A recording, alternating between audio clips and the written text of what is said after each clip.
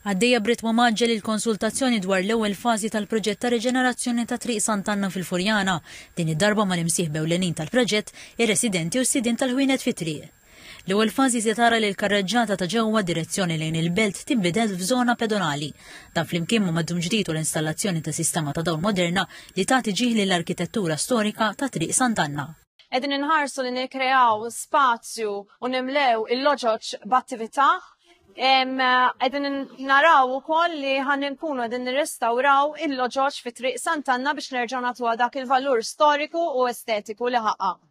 Il-konsultazzjoni mmexxija miċ-Chief Operations Officer ta' Project Green, Beverly Costa, saret taħt il-loġoġ u dawk preżenti jingħataw idea ċara ta' kif se tiġi trasformata t-triq.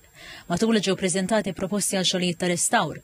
Mod ġenerali dan il-proġett intlaqa' tajjeb mir-residenti b'uħud li resqu l-ħsibijiet tagħhom għall-impatt li se jkollu l-proġett fil-komunità. U hemm ħafna proposti validi.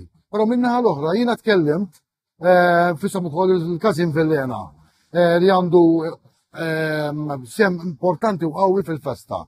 Jiġifieri li kid-dawl ser jinbidel x'impatt se jkollu fuq il-faċċata. Meta nafu li l-festa Maltija hija festa intangibbli.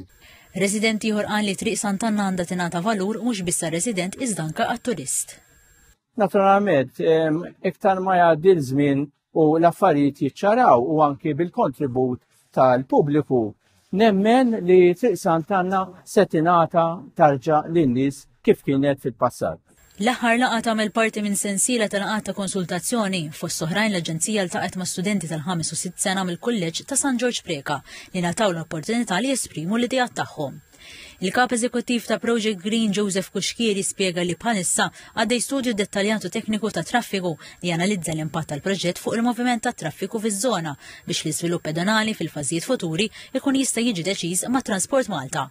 Għalli dan il-proġett huwa wieħed minn sensiela ta' proġetti kapitali u bħalissa qed taħdem fuq aktar minn 120 proġett b'valur ta' 350 miljun euro b'aktar minn 20 spazju miftuħ u riġenerazzjoni ta' widien isiru f'dawn l-aħħar sentejn.